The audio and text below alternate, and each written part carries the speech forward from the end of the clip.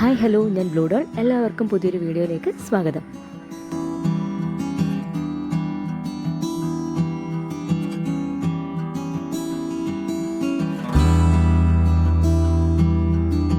ഇന്നത്തെ വീഡിയോയിൽ ഞാൻ തുണി മാസ്ക് ഉപയോഗിക്കുമ്പോൾ ശ്രദ്ധിക്കേണ്ട കാര്യങ്ങളെ പറ്റിയിട്ടാണ് പറയുന്നത്.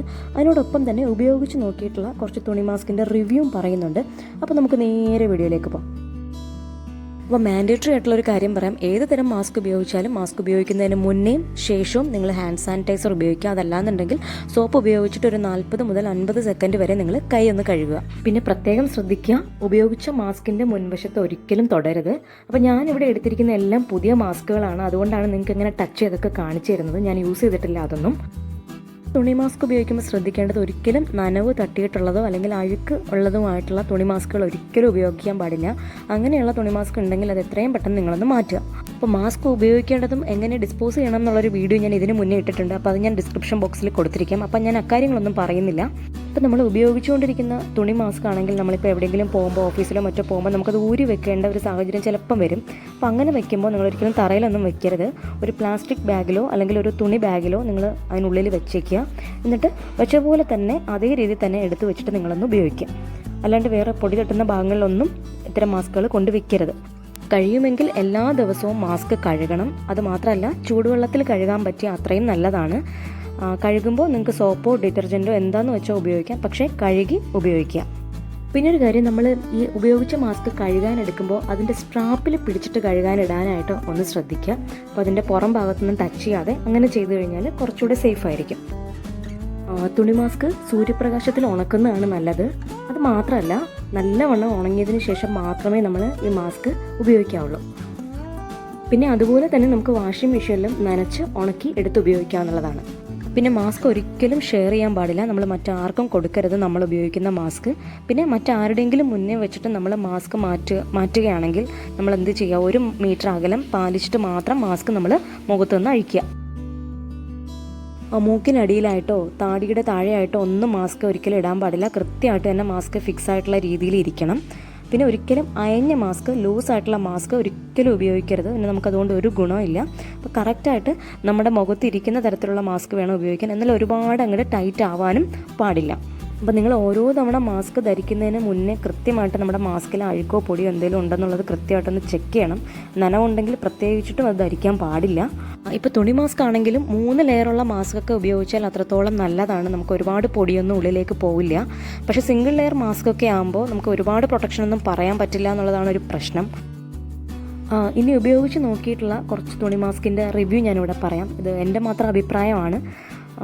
അപ്പോൾ ഞാനത് ജസ്റ്റ് ഒന്ന് ഷെയർ ചെയ്യാം. അപ്പോൾ ഇത് നോർത്ത് റിപ്പബ്ലിക്കിൻ്റെ ഒരു മാസ്കാണ്. അപ്പോൾ ഇതൊരു 4 ലെയറാണ് കമ്പനി ഇതിൽ അവകാശപ്പെടുന്നത്. ഒരു 150 റുപ്പീസാണ് ഇതിൻ്റെ വില. 150 രൂപയാണ് ഇതിൻ്റെ വില. ഉപയോഗിച്ച് നോക്കുമ്പോൾ ശരിക്കും നല്ല കംഫർട്ട് ഫീൽ ചെയ്യുന്നുണ്ട്. കാരണം നമ്മൾ ശ്വാസം എടുക്കാനൊന്നും ബുദ്ധിമുട്ടൊന്നും ഫീൽ ചെയ്യുന്നില്ല. അതുപോലെ തന്നെ മൂക്കിൻ്റെ അവിടെ വരെ നമുക്ക് അഡ്ജസ്റ്റ് ചെയ്ത് വെക്കാൻ പറ്റും. നമ്മുടെ മുഖത്ത് കറക്റ്റായിട്ട് ഫിറ്റായി ഇരിക്കാൻ വേണ്ടി നമുക്ക് മൂക്കിൻ്റെ അവിടെ ഒരു ചെറിയൊരു മെറ്റൽ പോലെ എന്തോ ഉണ്ട്. നമുക്കത് കറക്റ്റായിട്ട് അഡ്ജസ്റ്റ് ചെയ്ത് വെക്കാൻ പറ്റും എന്നുള്ളതാണ് അതിൻ്റെ ഒരു പ്രത്യേകത.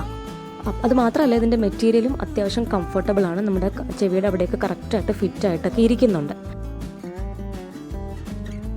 ഇതൊരു കോട്ടൺ തുണിയിലെ മാസ്കാണ്. ഇതാണ് നമുക്ക് ഏറ്റവും കൂടുതൽ നമുക്ക് കിട്ടുന്ന പല കളറിൽ അവൈലബിൾ ആയിട്ടുള്ള മാസ്ക് ഇതാണ്. അപ്പോൾ ഇതിൽ നമ്മൾ വാങ്ങുമ്പോൾ ശ്രദ്ധിക്കേണ്ട ഒരു കാര്യം, നമ്മുടെ സ്ട്രാപ്പ് ചിലപ്പോൾ ചിലതിൻ്റെ നല്ല ടൈറ്റ് ആയിരിക്കും. നമ്മൾ വയ്ക്കുമ്പോൾ തന്നെ നമ്മുടെ ചെവി നന്നായിട്ട് വേദനിക്കും. അപ്പോൾ നോക്കി വാങ്ങുക. നമ്മുടെ ചെവിയിൽ കറക്റ്റായിട്ട് ഫിറ്റായിട്ട് ഇരിക്കുന്ന തന്നെ വാങ്ങാൻ നോക്കുക. ഒരുപാട് ടൈറ്റായിട്ട് ഇറുകിയിരിക്കുന്നത് നമുക്ക് ബുദ്ധിമുട്ടുണ്ടാക്കുന്നത് വാങ്ങാതിരിക്കുക. പിന്നെ വരുന്നത് ഈ കോട്ടൺ മാസ്കിൽ തന്നെ ഈ വള്ളി വരുന്ന ടൈപ്പാണ്. ഒരു തരം 4 വള്ളി വരുന്ന ടൈപ്പ് നമ്മൾ വലിച്ച് കെട്ടുന്നത്. പിന്നെ പെട്ടെന്ന് അത്യാവശ്യത്തിനൊന്നും പോകുമ്പോൾ ഇത് ഉപയോഗിക്കാൻ പറ്റില്ല. നമ്മൾ എല്ലാം കൂടെ കെട്ടിക്കൊണ്ടിരിക്കുമ്പോൾ ബുദ്ധിമുട്ടാവും. പിന്നെ ചിലർ എന്താ ചെയ്യാന്ന് പറഞ്ഞാൽ താഴത്തെ വള്ളി 2 അഴിച്ചങ്ങോട്ട് ഇടും. അപ്പോൾ ഒരിക്കലും അങ്ങനെ ചെയ്യരുത്. നമ്മൾ ഈ മാസ്ക് ഉപയോഗിക്കുകയാണെങ്കിൽ ഈ 4 വള്ളികളും കൃത്യമായിട്ട് നമ്മുടെ ബാക്കിൽ കെട്ടി വെക്കാനായിട്ടൊന്ന് ശ്രദ്ധിക്കുക. പലരും അതാണ് ചെയ്യാത്തത്. ഈ മാസ്കിൻ്റെ മുകളിലത്തെ ഭാഗം മാത്രം കെട്ടിയിട്ട് താഴെ ഫ്രീ ആയിട്ടിടും. അങ്ങനെ ഒരിക്കലും ചെയ്യരുത്. നമ്മൾ താടി വരെ നന്നായിട്ട് മറഞ്ഞിരുന്നാലേ മാസ്ക് വെച്ചിട്ട് നമുക്ക് ഉപയോഗമുള്ളൂ. അപ്പോൾ അതൊന്ന് ശ്രദ്ധിക്കുക ഈ തരത്തിലുള്ള മാസ്ക് വയ്ക്കുമ്പോൾ. പിന്നെയുള്ളൊരു ടൈപ്പ് എന്ന് പറയുന്നത് ഫ്രണ്ടിലെ പോർഷൻ പ്രൊജക്റ്റ് ചെയ്ത് നിൽക്കുന്ന തരത്തിലുള്ള ഒരു ക്ലോത്ത് മാസ്ക് ആണ്. അപ്പോൾ ഞാൻ ഇതിൻ്റെ 2 വെറൈറ്റി കാണിക്കാം. ഒന്ന് ഈ ഒരു കുറച്ച് തിക്ക് മെറ്റീരിയൽ വെച്ചിട്ട് മെഷ് പോലത്തെ ഒരു മെറ്റീരിയൽ വെച്ചിട്ട് ചെയ്തിരിക്കുന്ന ഒരു മാസ്ക് ആണ്. അപ്പോൾ ഇതിന് 2 ലെയർ ഉണ്ട്. 2 ഫ്രണ്ടിലും ബാക്കിലും 2 തുണി വെച്ചിട്ട് അഡ്ജസ്റ്റ് ചെയ്ത് വെച്ചിട്ടുണ്ട്. അപ്പോൾ ഇത് അത്യാവശ്യം കുഴപ്പമില്ലാത്ത കംഫർട്ടബിൾ ആയിട്ടുള്ള ഒരു മാസ്ക് ആണ്. അപ്പോൾ വാങ്ങുമ്പോൾ നിങ്ങളുടെ സൈസ് നോക്കിയിട്ട് വാങ്ങുക എപ്പോഴും. ഇത് അതിൻ്റെ തന്നെ വേറൊരു വെറൈറ്റിയാണ്. ഇത് പ്യുവർ ക്ലോത്തിൽ, കോട്ടൺ ക്ലോത്തിൽ തന്നെയുള്ളതാണ്. കുറച്ച് ഡിസൈൻ വർക്കുകളൊക്കെ ഉള്ള ഒരു മെറ്റീരിയലാണിത്. അപ്പോൾ 2 സൈഡിലുമുള്ള സ്ട്രാപ്പ് നമ്മൾ നല്ലോണം വലിയുന്ന തരത്തിലുള്ള സ്ട്രാപ്പാണിത്. കംഫർട്ടബിൾ ആണ്, അത്യാവശ്യം നമുക്ക് നന്നായിട്ട് തന്നെ യൂസ് ചെയ്യുകയും ചെയ്യാം. വേറെ ബുദ്ധിമുട്ടുകളൊന്നും ഇല്ലാത്ത തരത്തിലുള്ളൊരു പീസാണിത്. ഇതൊരു ബനിയൻ ക്ലോത്തിലുള്ള മാസ്ക് ആണ്. അപ്പം ഞാൻ ഉപയോഗിച്ചപ്പോൾ എനിക്കുണ്ടായ പ്രധാനപ്പെട്ട ബുദ്ധിമുട്ട് എന്ന് വെച്ചാൽ 3-4 ഉപയോഗമൊക്കെ കഴിയുമ്പോൾ നന്നായിട്ട് ലൂസ് ആവുന്നുണ്ട്. നല്ല സ്ട്രെച്ചബിൾ ആണ് മെറ്റീരിയൽ.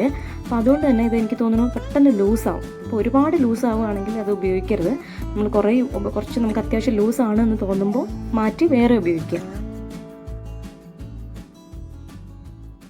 ഇതും പ്രൊജക്റ്റ് ചെയ്യുന്ന തരത്തിലുള്ള ഒരു മാസ്കാണ്. അപ്പോൾ നമ്മൾ നല്ല കംഫർട്ടബിൾ ആയിട്ടുള്ള ഒരു മാസ്കാണ്.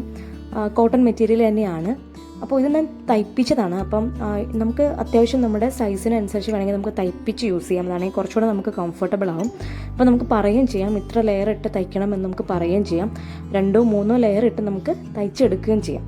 അപ്പോൾ ഇത്രയൊക്കെയാണ് ഞാൻ ഉപയോഗിച്ച് നോക്കിയിട്ടുള്ള മാസ്കുകൾ. അപ്പോൾ നിങ്ങൾക്ക് ഉപയോഗപ്രദമായി എന്ന് വിശ്വസിക്കുന്നു. അപ്പോൾ ഇന്നത്തെ വീഡിയോ ഇഷ്ടമായിട്ടുണ്ടെങ്കിൽ ചാനൽ സബ്സ്ക്രൈബ് ചെയ്യുക. ഒപ്പം തന്നെ ബെൽ ഐക്കൺ കൂടി ക്ലിക്ക് ചെയ്യുക. എങ്കിൽ പുതിയ വീഡിയോസ് വരുമ്പോൾ നോട്ടിഫിക്കേഷൻസ് നിങ്ങൾക്ക് കിട്ടുള്ളൂ. അപ്പോൾ ലൈക്ക് ചെയ്യുക, ഷെയർ ചെയ്യുക. നമുക്ക് അടുത്ത വീഡിയോയിൽ കാണാം. Bye bye.